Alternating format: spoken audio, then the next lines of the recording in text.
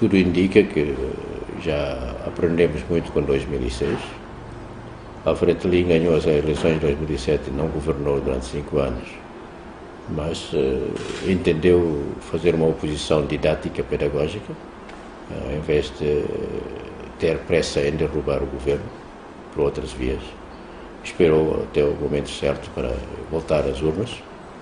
E se todos realmente aprenderam, se esta lição que foi dada pela Fretilin foi assimilada por todos, então não haverá problemas nenhum. Então, se não foi assimilada por todos, então poderá haver problemas.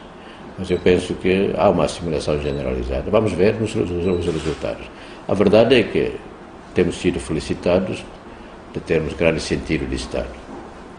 Só quero dizer é que sentido de Estado todos nós temos. Mas querer que fiquemos permanentemente em sentido e entregar o Estado a outras pessoas, isso não. Isso é absolutamente injusto. Isso já não tem nada a ver com sentido de Estado. Se nós perdermos, perdemos. Se nós ganharmos, ganhamos.